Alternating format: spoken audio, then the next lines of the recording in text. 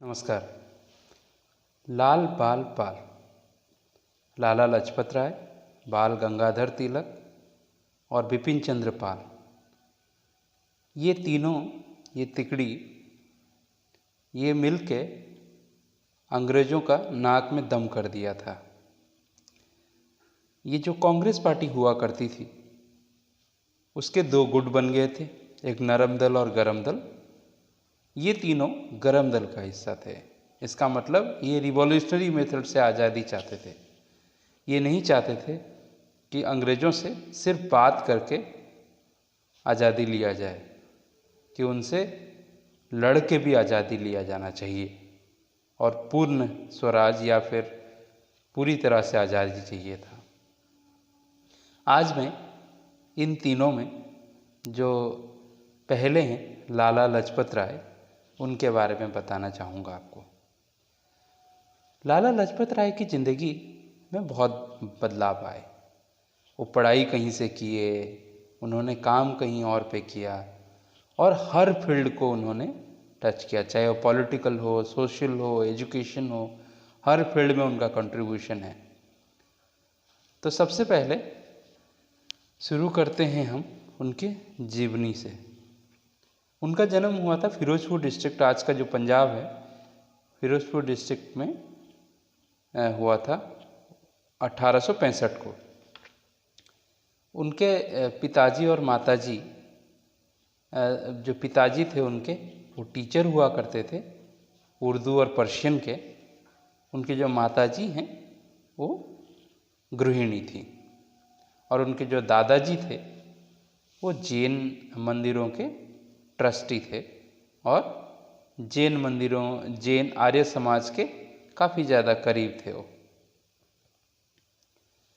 उनकी जो पहली पढ़ाई, सबसे पहले पढ़ाई शुरू हुई तो हिसार ज़िले में हुआ है, जो कि आज का हरियाणा, उस समय पंजाब में हुआ करता था, जहाँ पे उनके पिताजी एक शिक्षक हुआ करते थे। स्कूल की पढ़ाई जब उन्होंने कंप्लीट कर लिया, फिर वो लॉ की पढ़ाई करना शुरू कर दिए। बाद में हिसार का जो न्यायालय था वहीं पे ही उन्होंने वकालत करना शुरू कर दिया, एडवोकेट बन गए थे वो। बाद में वो लाहौर भी चले गए थे 1892 में और लाहौर के हाई कोर्ट में उन्होंने as an advocate on record के तौर पर उन्होंने प्रैक्टिस करा। जब हम उनकी एक एक अलग अलग कंट्रीब्यूशन की बात करते हैं तो हम ज़रूर ये बात करना चाहेंगे कि उनका अलग अलग क्या कंट्रीब्यूशन था। सबसे पहले तो पॉलिटिकल। देखिए, 1905 में जब पार्टीशन ऑफ बंगाल हुआ था, उसके वो पूरे विरोध में थे।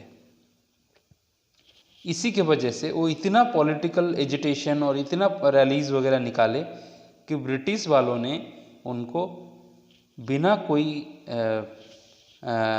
आप कह सकते हैं कि टाइम लगाए, उनको 1907 में बर्मा, आज का जो म्यांमार है, वहाँ पे एक जगह है मैंडले, वहाँ पर भेज दिया था, लेकिन कोई सबूत नहीं मिला, इसलिए उनको वापस लाना पड़ा।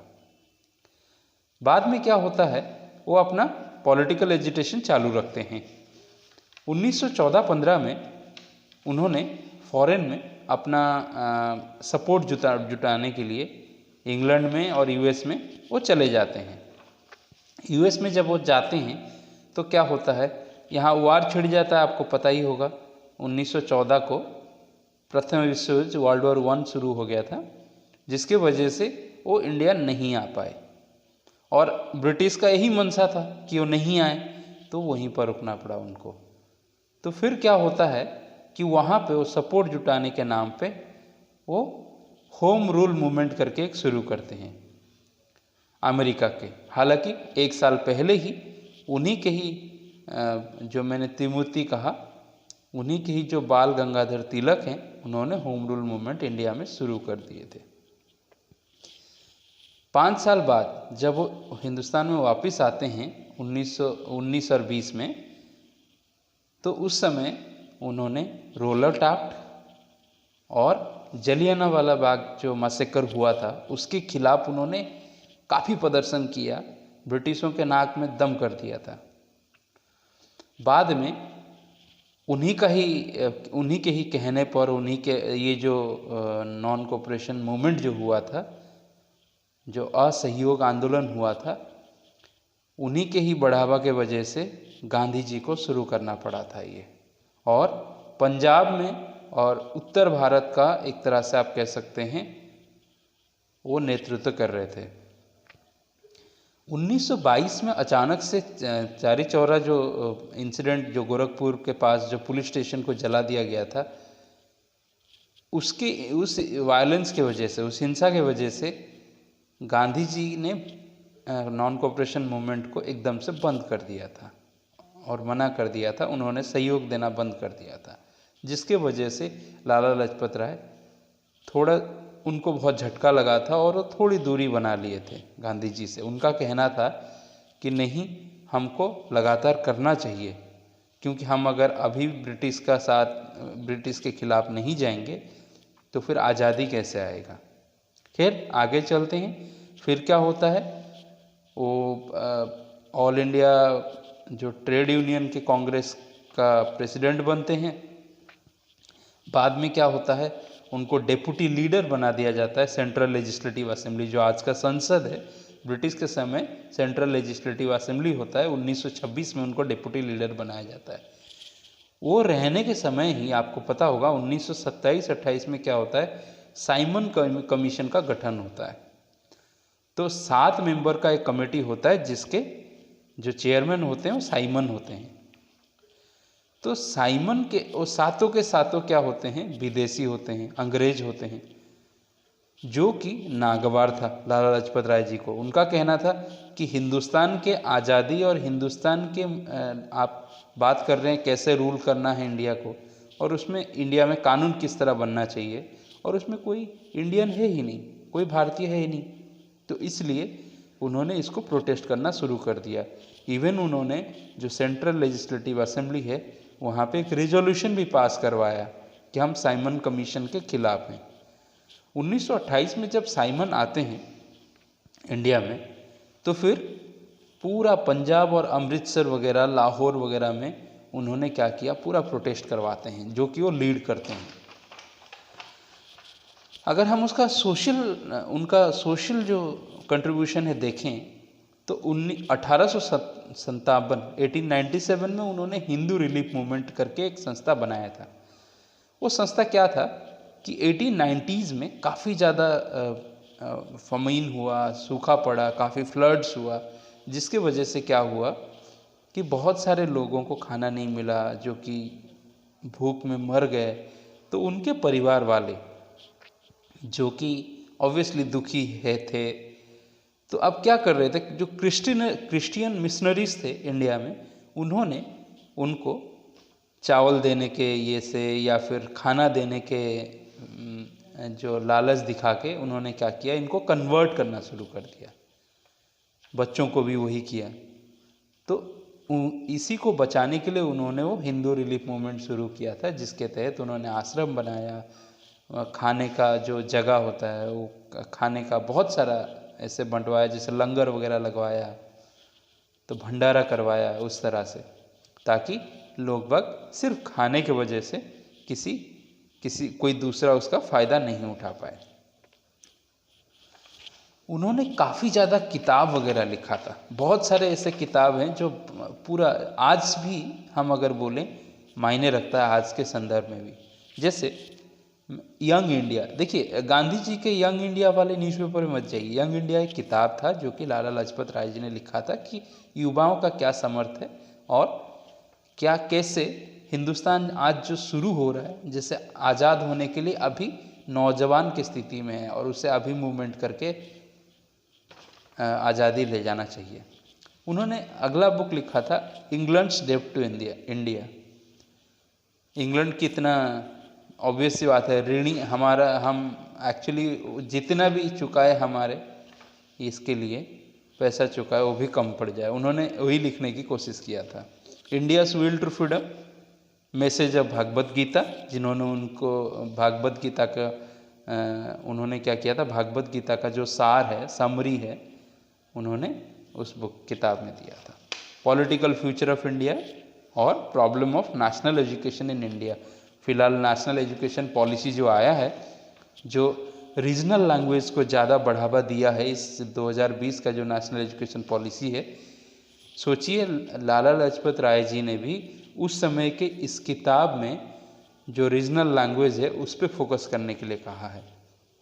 क्योंकि उस समय आपको पता होना चाहिए हमारे यहाँ जो गवर्नमेंट दस्तावेज हैं पर्शियन था, और पर्शियन से ही जो इन्फ्लुएंस था उर्दू, तो उर्दू भी हालांकि उसकी शुरुआत यहीं हुई थी, लेकिन ज़्यादा इन्फ्लुएंस नॉर्थ इंडिया में इसी लैंग्वेजेस का था। और उनका जो मंशा था वो चाहते थे कि हिंदी और बाकी लैंग्वेजेस को भी उतना ही बढ़ावा दिया जाए, सरकारी उतना ही ध्यान देना चाहिए जितना ये, क्योंकि अंग्रेज़ तो चाहेंगे नहीं कि लोग बाग अपने बारे में पढ़े जाने। उनका ये उसूल भी था कि अगर सब पढ़ लेंगे, सब जान लेंगे तो हमारे खिलाफ हो जाएंगे। देखिए उन्होंने बहुत सारे इंस्टीट्यूशन की शुरुआत किया जो आज तक भी मायने रखता है। सबसे पहला जो है हिसार में, जहाँ पे उन्होंने लॉ का प्रैक्टिस किया था, वहाँ पे एक बार काउंसिल बनाया जो कि आज तक भी मौजूद है।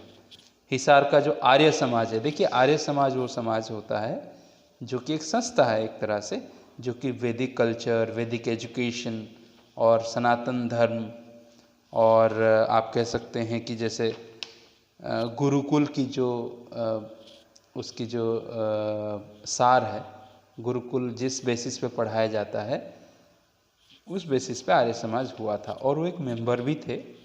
और इनफैक्ट जो दयानंद सरस्वती जी हैं जिन्होंने आर्य समाज बनाया था, ये उनके बहुत बड़े फॉलोअर रहे हैं, और उन्होंने जो आर्य समाज बनाया था आगे लेकर जाने में लाला लाजपत राय जी काफ़ी मददगार साबित हुए। और उन्होंने अपने जीवन के समय उन्होंने आर्य समाज को हर समय बढ़ावा देने के लिए कोशिश किया।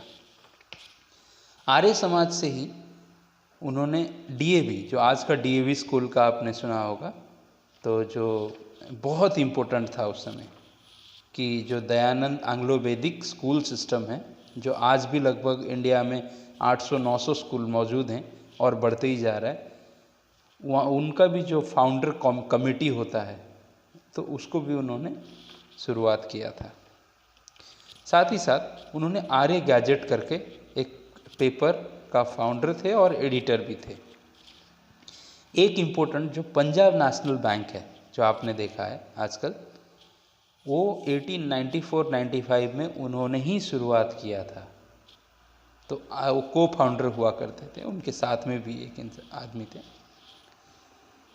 कुछ इम्पोर्टेंट चीज़ जो आपको पता होना चाहिए, देखिए आजकल धर्म मजहब के बारे में बहुत बात हो रही है, पंथ के बारे में, मजहब के बारे में, धर्म के बारे में। तो मैं लाला लाजपत राय की ज़िंदगी से जुड़ा हुआ कुछ इंटरेस्टिंग चीज़ बताता हूँ। उनके जो दादाजी थे वो बिल्कुल एक तरह से कह सकते हैं जैन थे, और आर्य समाजी एक तरह से कह सकते हैं आप। जैन और आर्य समाज का जो ये है काफ़ी हद तक मिलता जुलता है।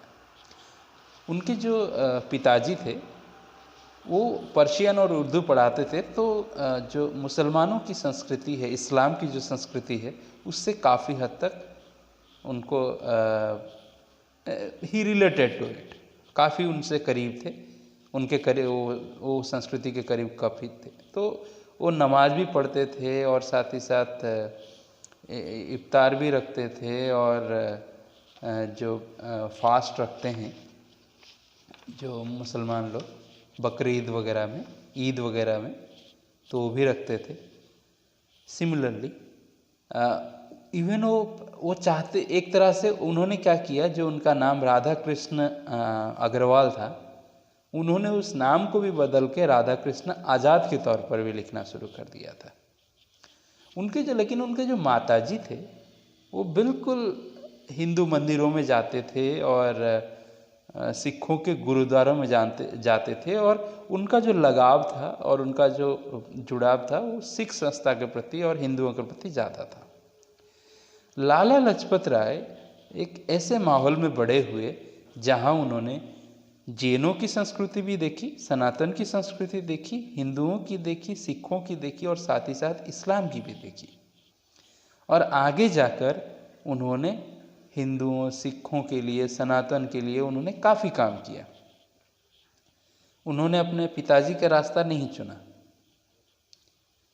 खैर, ये इतिहास है कि उन्होंने जितना किया है धर्म के लिए, उस ज़माने में मज़हब को बचाने के लिए, लोगों को एक मज़हब से दूसरे मज़हब को जाने से बचाने के, उन्होंने बहुत काम किया था उस समय। और ये आज भी ऐसे माहौल में जो लोग अलग अलग पंथ और मज़हब की बात करते हैं, उनको ज़रूर उनकी जीवनी के बारे में पढ़ना चाहिए और जानकारी रखना चाहिए। साथ ही साथ आखिर में मैं ये कहूँगा, उनकी जो मृत्यु हुई थी, साइमन कमीशन जब लाहौर आई थी तो उन्होंने लाहौर के रेलवे स्टेशन के बाहर एक प्रदर्शन किया, जिनको वो खुद ही उसका नेतृत्व कर रहे थे। तो वहाँ पे जो एक जॉन सॉन्डर्स करके थे और जॉन स्कॉट थे। इंटरेस्टिंग बात ये था कि जो जॉन सॉन्डर्स हैं और स्कॉट हैं, दोनों ये मूवमेंट को लीड कर रहे थे, क्योंकि दोनों लाहौर के ये थे। और आपको ये पता होना चाहिए कि जिसके वजह से क्योंकि वो प्रोटेस्ट कर रहे थे साइमन कमीशन के खिलाफ, तो क्या हुआ, स्कॉट ने उनको बहुत ज़्यादा लाठीचार्ज किया और जिसके वजह से उनको सर पे चोट लगी। लेकिन ख़ास बात ये था, ये जो वाक़या हुआ था, ये 30 अक्टूबर के दिन हुआ था।